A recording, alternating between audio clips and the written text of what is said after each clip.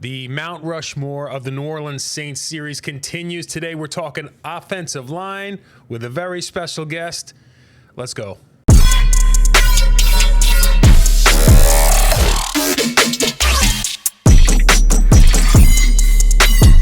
All right, before we jump into it, if you are new to the channel, don't forget to subscribe. We do pretty much nothing but Saints history on this channel.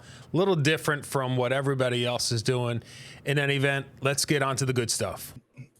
All right, so whodat, everybody. Welcome to another Mount Rushmore for the New Orleans Saints. I've got a very special guest with me today. Dolph Jackson, I'll go ahead and let you introduce yourself because I know you're going a lot of different directions lately. So go ahead and tell everybody what your channel is all about. Oh man, first of all, John, thank you for reaching out. Thank you for having me, my friend. I'm Dolph Jackson. I'm the owner and founder of the Come On In Sports Network. But most of whodat Nation, you know me from the Keeping It Real whodat Sports podcast, along with my co-host, the legendary Coach Rock. And I'm here with my man, SaintJohnButler, man. And we about to break down the Mount Rushmore offensive lineman for New Orleans Saints. So again, John, I appreciate you for being here. And the Come On In Sports Network, I need everybody to go to the Come On In Sports Network channel on YouTube, subscribe. It's the home to real fan sports with Zach and nonfiction. Also, uneducated sports talk with Mr. Carlos Jones and PJ, and the Hit Zone with Mr. J Hits and Mr. C Rob. So we're family, we're growing, and we appreciate being here. Thank you, my friend. For sure. Yeah, I will make sure that your channel is linked in the description on the show when this is all said and done. So as you mentioned, we're going to be talking about the Mount Rushmore of offensive linemen. Right. I'm assuming like there are certain positions that it's really easy to get a couple of Saints fans together and they're going to have the same exact list. Like if you did quarterback, if you did linebacker, there's probably a couple of positions where people would be really similar. Offensive line, I got a feeling that we might be a little bit different on a couple of these guys, but there's a couple of for sure guys. So I don't know if you wanted to jump in and say the first guy that you've got on your list. Yeah, first guy on my list is the Hall of Famer, number 77, man. Big Willie Roaf. Got to start with the best. Absolutely. Yeah. What did you like about? I mean, I'm sure you've been a Saints fan for a while. You got to see Willie play. What'd you like about his game so much? Man, first of all, from the very first time Willie stepped on the field, from the very first practice, he proved he was that guy. Coming from the school that he came from, not a big time school, but man, when he stepped on the field, man, he got the respect of every veteran on the defensive side of the ball. I like this demeanor. He is a very from what I can tell, he was a very humble guy, man. Caring guy, man. Love the New Orleans Saints. Love whodat Nation. Love to play football, man. And he's just one of the best to do it. He's up there with Tony Boselli, man. I think they're. Man, hey, they're in Canton, so hey, you can't get no higher than that, man. So. Yeah, for sure. Yeah, I was lucky enough I had a chance to speak with Willie Roaf a little while back, and I know he had a couple of nicknames throughout his career, and one of them was Nasty, and I always thought he was just such a nasty player that I thought that's where it came from. It turns out that while he was in Kansas City, I guess he was. He didn't want to go back to the locker room to go to the bathroom, so he was like peeing in bottles on the sideline. So they were just saying he was literally nasty. So that's where that came from. But yeah, Willie Roaf, I got the tail of the tape here. 6'5", 320 pounds, and 189 games, 189 starts. I mean, it doesn't get much better than that. 9-time All-Pro, 11-time Pro Bowl, all-decade team of the 90s and of the 2000s. All rookie team, Saints Hall of Famer, Saints Ring of Honor member. As you mentioned, a Pro Football Hall of Famer, Saints All 50th team. I mean, as far as picking Saints offensive linemen, it doesn't get much easier than Big Willie. Yes. So I also have him on my, and I'm going to keep track of who's on each one of our lists. I also have him on my list, obviously, as well. I guess I'll jump into the other guy that I think is the easiest of the bunch, and that's Super Bowl champion, There you go. the greatest guard, and we already got the greatest tackle. Now we Yeah. got the greatest guard in Saints history, Jari Evans. Now Jari, the one thing I would say about him more than anything, first of all, obviously, the Saints had such an incredible offensive line during the Drew Brees years, specifically around those Super Bowl teams. The one thing about Jari that kind of set him apart from the rest was when he would pull and he would get out front, especially on run plays. Yes. Like it's basically like having a refrigerator coming at you. I mean, it was just like such a big man and so and nimble and much faster than you would expect somebody that big to be. But just I mean, obviously he did everything well, you know, whether it's in the pass game, in the screen game, in the run game. But just the first thing that comes to my mind for me for Jari Evans is definitely his ability to pull on those run plays and get out in front, especially against a screen. I could just picture him out in front of Pierre Thomas or Reggie Bush and just plowing the way for those guys. You do you have I'm assuming Jari's on your list as well? Yeah.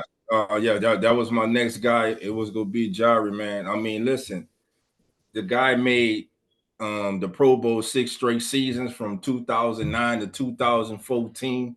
Of course, he was a member of the Saints Super Bowl team, and he was a 4th-round selection. So that just goes to show you, it doesn't matter how you get to the league. Like I always say, it doesn't matter how you get there. It's about what you do when you get there.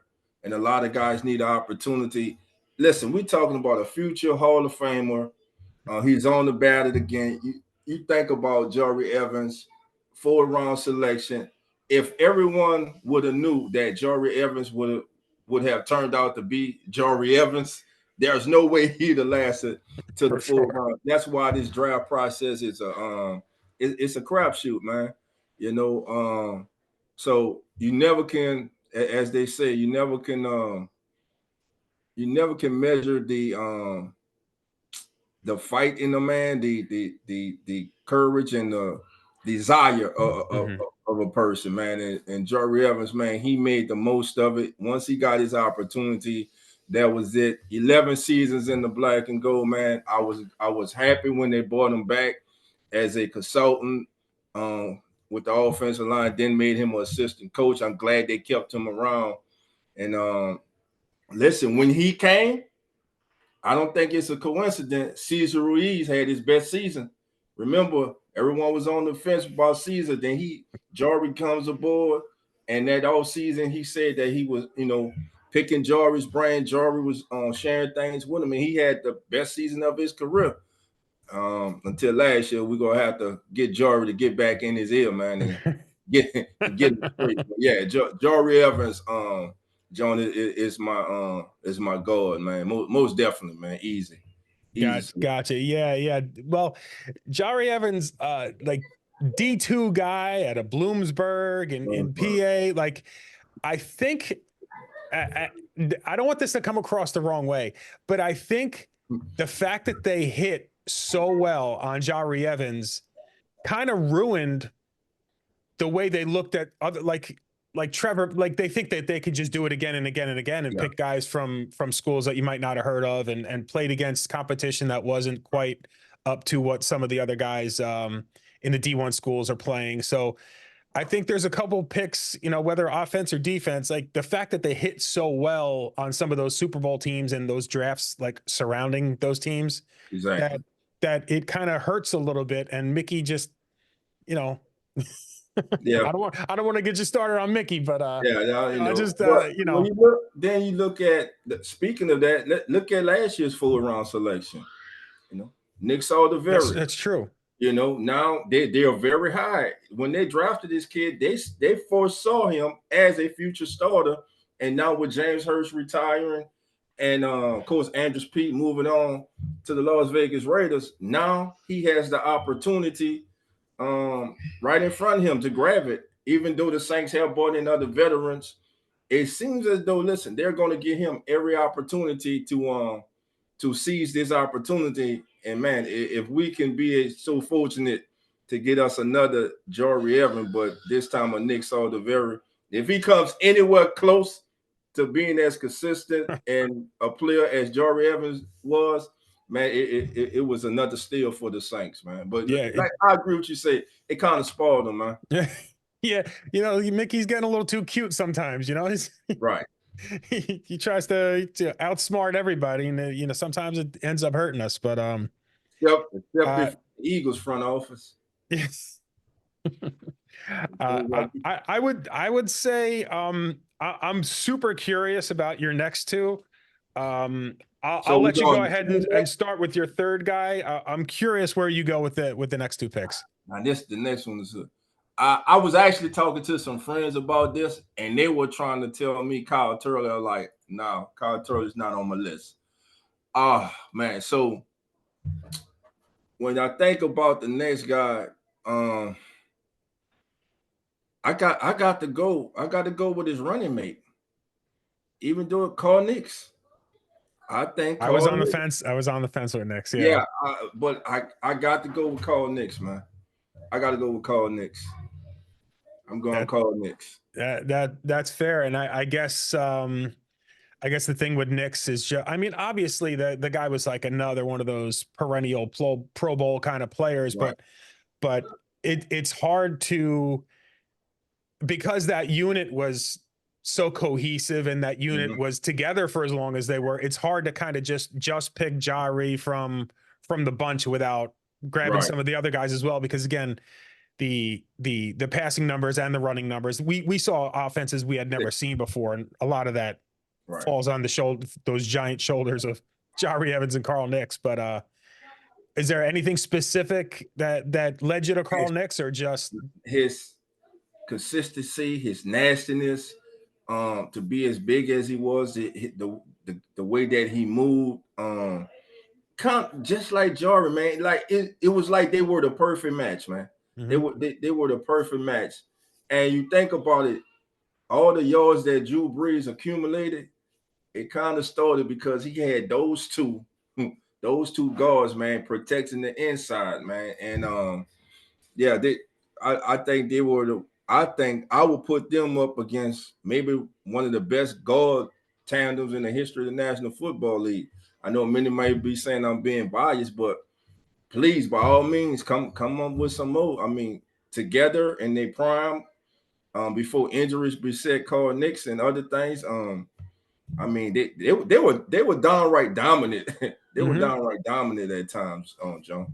Yeah, for sure. Yeah, I mean, like a lot of times when you picture Drew Brees, you picture him stepping up into that pocket, and he's got those guys as cornerstones on either side of his, shoulders. So, yeah, again, that was one that I struggled with. I was kind of on the fence, because when I first thought about doing this, I was like, do I pick, at least one tackle, at least one guard, at least one center, and then just kind of build a unit, or do I just take the guys that I think are the four best that ever wore a Saints uniform?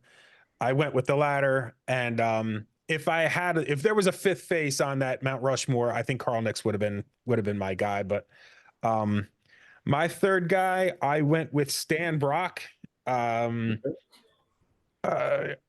Obviously from the moment he got to New Orleans until he left, he was like the mainstay for a lot of those teams. 13 years a Saints, 16 years in the league. All rookie, Saints Hall of Famer, Saints All 50th team, 6'6", 295. I mean, he was big before guys were big. I mean, like 6'6", 295 is pretty large considering when he played. Another one of those consistent guys. 234 games. He had 223 starts. There were two injuries that kind of bookended his career. Two different seasons where he missed a little handful of games. I guess I'm trying to think when I think about Stan Brock, I just he was a guy that did a lot of the things that you expect a great offensive lineman to do before we had any guys that really got credit. Obviously blocking for somebody like Archie Manning when you never know where he's going to be or anything like that. Right. It doesn't make things easier. So a lot of times, even if he was doing a great job of protecting the quarterback is probably not going to be where he expects him to be. So he was the one, I would say, the one mainstay in that era that kind of that was the one guy you could depend on that line. It was kind of a hodgepodge outside of that. I think the one story that comes to mind when I think of Stan Brock is he finally leaves New Orleans after a decade plus here, goes to San Diego, makes it to his first Super Bowl, and he is on the offensive line against San Francisco, who he had a career playing against in the NFC West, and then he's got a block against Ricky Jackson. That's crazy, right? so by his own account, he's proud of the work he put in that day, but just tough luck. You spent so many years being the bridesmaid to the 49ers, and then you got to stare at him in the Super Bowl and take one more loss. But just the fact that he was like the guy for a whole era is why I went Stan Brock with my third pick. Gotcha.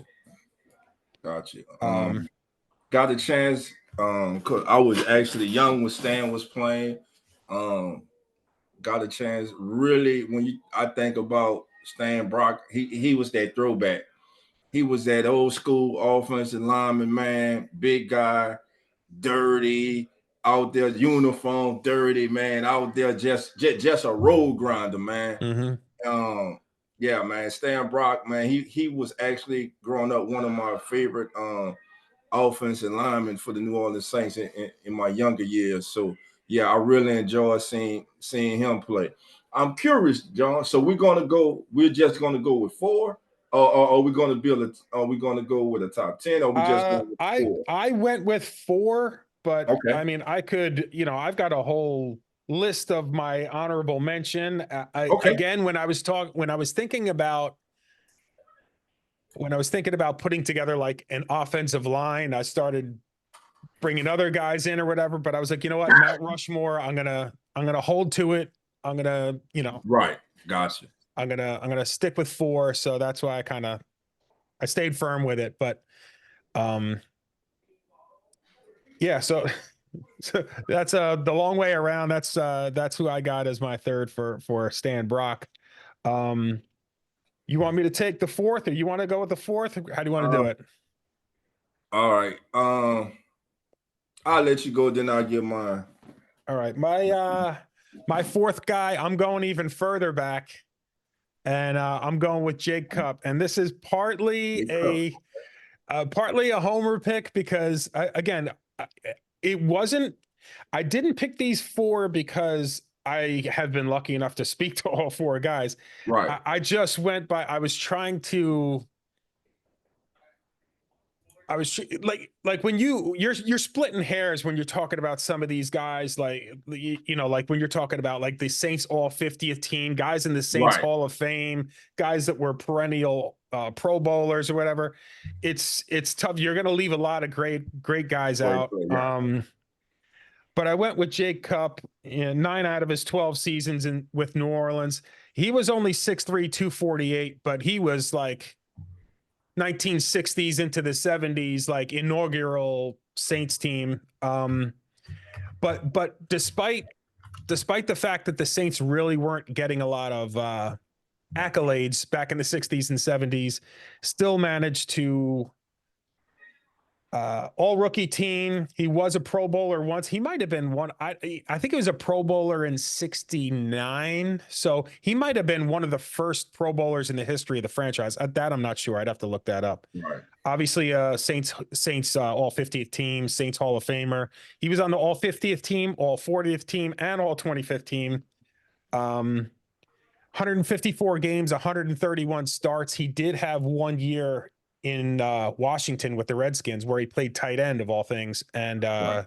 didn't start any of those games. So that's why there's like a little discrepancy in there. But another one of those tough guys. Obviously, father of Craig Cup, grandfather of Cooper Cup. Yeah. But the outside of his play on the field, and it's tough because again, he's a 1960s guy. You've got to see the interviews. You get very little tape. I was not alive in the 60s, thank God. So you've got to rely on some of his peers or whatever that were around him or whatever. And the one thing that kind of jumped off the page for me and kind of set him apart a little bit was he was really instrumental in the development of Derlin Moore. So it's almost like he's staying after practice to work with Derlin one-on-one, which, really lends itself to him not only being a Saints Hall of Famer, but developing a second Saints Hall of Famer. So that's kind of why I went in that direction. But curious who you got as your fourth guy. Right. Did I give a second yet? Yeah, well, we got Rofe, we got Jari Evans, and I got Carl Nix. Again, you got Carl Nix. Now this last one, man, it's real like you just said, Derlin Moore. There's Derlin Moore. There's Tyrone Monstead. There's Ron Ramczyk. But with my last one, man, I went with a guy that we got in the trade with the 12th man in the state of Washington, man. I went with Max Unger, man. Okay. I went with Max Unger, center Max Unger. When Max, that trade that a lot of us hated because they got rid of Jimmy Graham. True. But Max Unger came in, man. He was solid from the day he stepped on the field, and he was the best Saints center that they had. I think he was a right behind him. I would probably put on LaCharles Bentley, but Max Unger, All Pro in 2012, two-time Pro Bowler, started all 63 regular season games and 4 playoff games for the Saints, and he was only penalized, get this, 4 times as a Saint, and he didn't get a single penalty in 2017. So that's crazy. How dominant Max Unger was. That's crazy. Yeah. I mean, yeah, you think about his the contributions he makes, just being that consistent guy. He's out there every week. He's playing at a Pro Bowl level, week to week. But the fact that he's not drawing any penalties on top of that is pretty impressive. I didn't even realize, that he was that good as far as staying out of trouble. So I looked up that article from 2019, and it was by I believe John DeCesar. Yeah, John DeCesar in 2019, man. When Unger was talking about when he retired, he just said he didn't have it anymore, his body. So yeah, Max Unger, man. Yeah, man, that's unfortunate. That was a great trade, man. That was I mean, dominant. I hate to see Jimmy go, but look, I think the Saints got the better end of that deal because I mean, it's tough. You could play revisionist history and kind of look at what if Drew got a few more years with Jimmy Graham and how different his career would have been. But I think if you look at it just for what it is, the Saints definitely got the better end of that deal, considering what they got from Unger versus what other teams got out of Graham. Right, most definitely, without a question of the doubt. Yeah, I had a honorable mention list here that I wanted to kind of go through. Kyle Turley, you mentioned. Teron Armstead, you mentioned. Ramczyk, you mentioned. Zach Strief is another guy. John Stinchcomb, as far as the tackles. You mentioned Nix, Evans, Cup, Jim Dombrowski, Jamal Bushrod. You mentioned LaCharles Bentley, Joel Hilgenberg, John Hill. John Hill is another one of those guys where it's like, I haven't seen a ton of film on him, but everything you read, it's just like another one of those greats. Goodwin, and then you mentioned Unger. Yeah, a lot of good ones. Obviously when you think about Saints great offensive linemen, you still go back to those Right. 2009, 2011 years, but there's a few greats sprinkled throughout our history as well. So Like you said, Dombrowski, man. I mean, Jim Dombrowski. Not we said Jari Evans, we said Ramchek. Before from Georgia, you just mentioned right tackle. Stinchcomb? No. Stinchcomb. Yeah, John Stinchcomb. John Stinchcomb was a very solid, very good player for the New Orleans Saints. Another I just freaking think large when it dude. comes to offensive lineman, I think Kyle Turley is one of the most overrated linemen the Saints ever had. Overrated? Overrated. Yeah. Overrated. Yeah, the thing about Turley that gets me is he never, I mean, it's hard comparing him to some of the other guys that have that same situation, but he never got any Pro Bowls, but he got one or two All Pros, which to me, Crazy. it's one of those situations where the other players in the league, I think, know that he was good, but hated him too. Like he's one of those guys. Like if he's on your team, you're gonna love him, but Yeah. he's like one of those like nasty. Yeah, You know, can't stand him. yeah. If he's not on your team, you can't stand him because he just got to line up 60 minutes to go against this guy, man. yeah, Like exactly. Don't be a long day. Yeah, you hit the ground. Do not expect him to put his hand out and help you up if you're not wearing the same jersey as him. Right, exactly. No, I love that about him. He had his teammates back, and I love that about him, man. His passion, the passion. Maybe some players today can use that passion that he played for with, sure. man, you know, because I don't know, a lot. It's not only the Saints, but I think around the National Football League these last 2-3 years, the offensive line play has been watered down. If you think about it, everybody was searching for backups. I mean, just serviceable backups, not capable, but serviceable backups. And it's like, I don't know if it's the way that the college game is being played now or what, but man, it's really kind of hard, man, to find 7 to 8 really good offensive linemen. Yeah. There's not a lot of teams that. Well, first of all, there's not a lot of teams that could put 5 really good guys out there. But God forbid anybody gets hurt. There's like nobody really has any kind of extended bench that they can handle any kind of injuries or anything like that. So you're definitely right. I mean, I don't know if it's like just the way the game has changed as far as like being so pass focused and it's not so much a running game anymore. I don't know. I don't know what the answer is, but yeah, that's a really good point. Yeah. I mean, because I was looking at that last year, I was like, what I was doing, I was just going around to each team site and just listening to the team reporters talk about it, and it was like the same thing. Offensive line plays down, like you said, John. You were lucky to have 3 bona fide NFL caliber starters. Some teams only had 2, and it and it was like, wow, what's going on with the offensive line? And then this past season, look at the offensive line class that came out this past season. I was fortunate enough to be able to go to the Senior Bowl and witness these kids up front, up close and personal. Excuse me. And man, that class was loaded. I'm telling you, there are some kids that were drafted on the 3rd day, and some kids who are going to be undrafted free agents that are going to have a better career in the National Football League than guys that were drafted on day 1 or day 2. Wow. It's really a deep class, especially at tackle. Really deep class. It was one of the better seasons.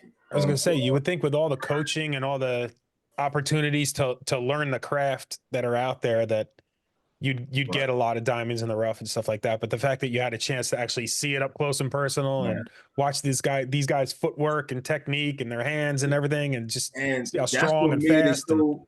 That's what made it so. Because when I came back, I kept telling Coach, Talisi Fuaga, that's who I want. I watched this kid go one-on-one, and you can count on your hand the number of reps he lost. And I watched him go up against Latu for UCLA, straight dominated him.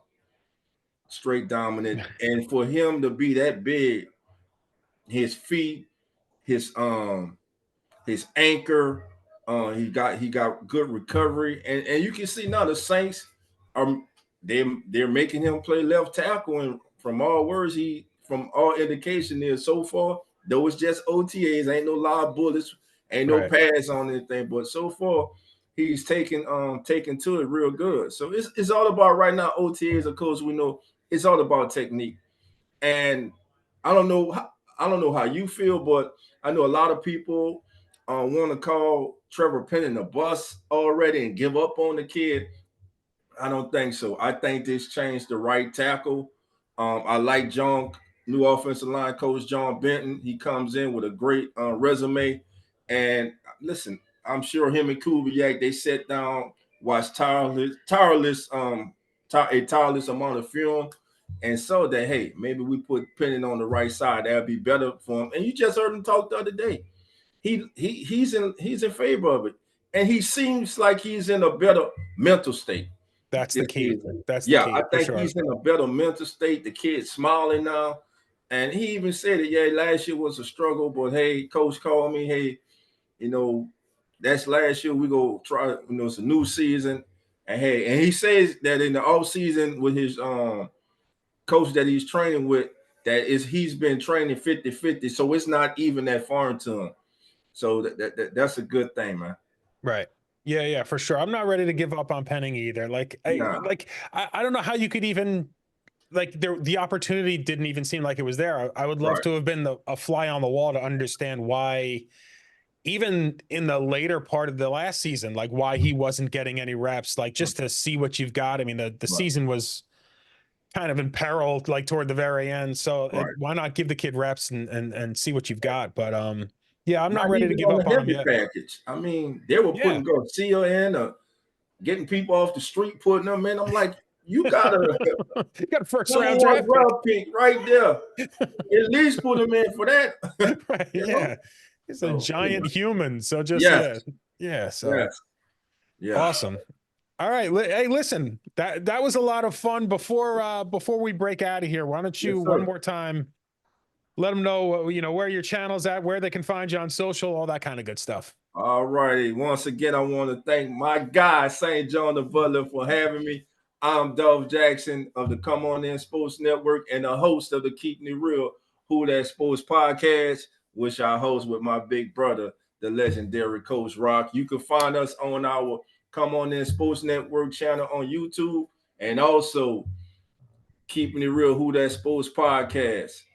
All right, so once again, to wrap it up, Dolph Jackson, he's got Willie Roaf, Jari Evans, Carl Nix, Max Unger as his Mount Rushmore.